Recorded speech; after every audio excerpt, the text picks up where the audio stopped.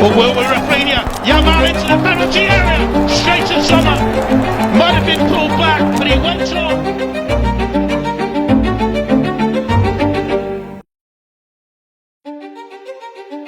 Final Liga Champions nanti akan menjadi panggung dua kiper dengan kualitas yang hampir sama.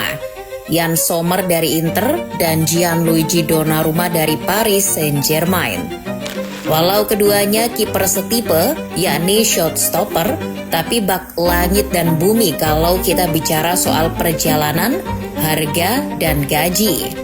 Ya, Donnarumma dikenal sebagai kiper yang mahal dan bergaji tinggi. Sementara Sommer adalah kiper yang dikenal murah meriah. Gajinya di Inter juga tak tinggi. Donnarumma lahir di negara yang masyhur menghasilkan kiper-kiper tangguh, sedangkan Yann Sommer tidak. Perjalanan karirnya cenderung senyap. Siapa di antara kedua kiper itu yang akan mengakhiri malam final Liga Champions dengan kebahagiaan, sedangkan salah satunya mesti pulang dengan berlinang air mata?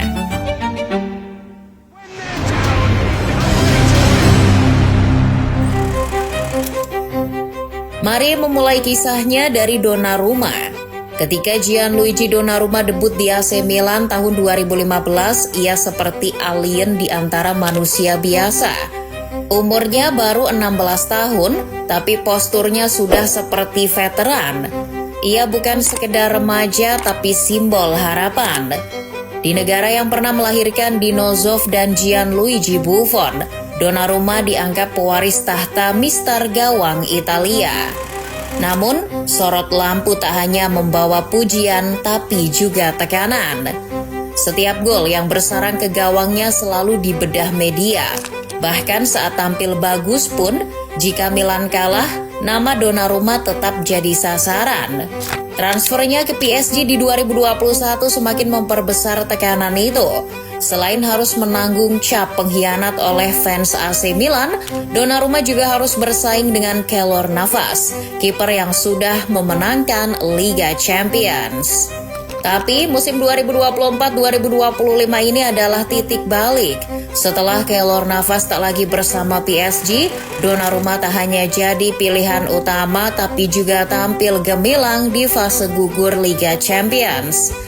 Dalam pemberitaan media Spanyol, Diario AS, bahkan Donnarumma disebut setara dengan Courtois dalam hal refleks dan mentalitas di laga besar.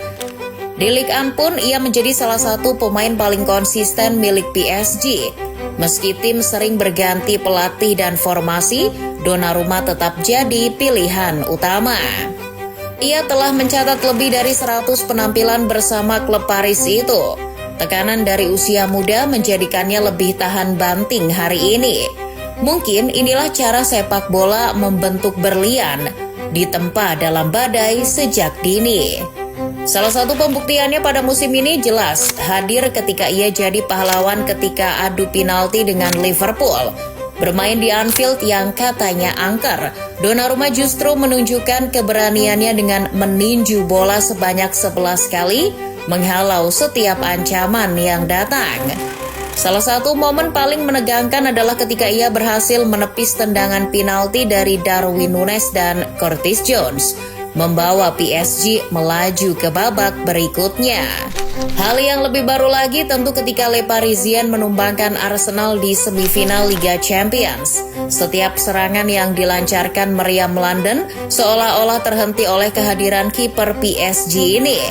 Dengan refleks luar biasa, ia menepis tendangan-tendangan berbahaya dari Martin Odegaard dan Bukayo Saka, menjaga gawangnya tetap utuh.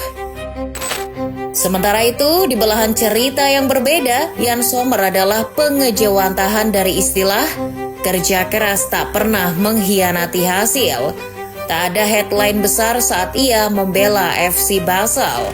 Bahkan saat pindah ke Borussia Mönchengladbach dan tampil stabil selama hampir 1 dekade, ia masih tak banyak disebut-sebut kecuali sekedar menghiasi daftar kiper terbaik di Jerman. Barulah saat Bayern Munchen mengalami krisis kiper setelah Manuel Neuer cedera bermain ski, Sommer dipinang. Tapi lagi-lagi itu dianggap solusi sementara. Namun siapa sangka, Sommer justru membuktikan dirinya lebih dari sekedar pengganti. Dan kini di usia 36 tahun ia menjadi penjaga gawang utama Inter Milan, klub yang haus trofi dan penuh tekanan. La Beneamata hanya membayar tak lebih dari 7 juta euro untuk memboyongnya.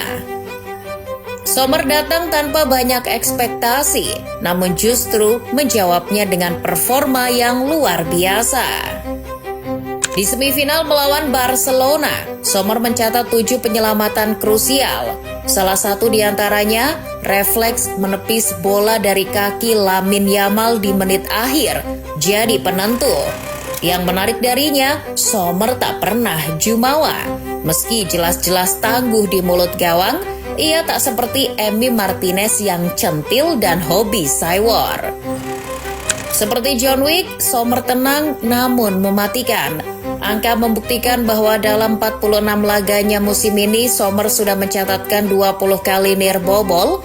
Jika diumpamakan, Yann Sommer bagai garam di masakan Simone Inzaghi. Donnarumma dan Sommer sekali lagi adalah dua kiper yang bertipe sama, yakni shot stopper. Hanya saja Donnarumma seperti aktor utama yang dilatih sejak kecil untuk memainkan peran besar.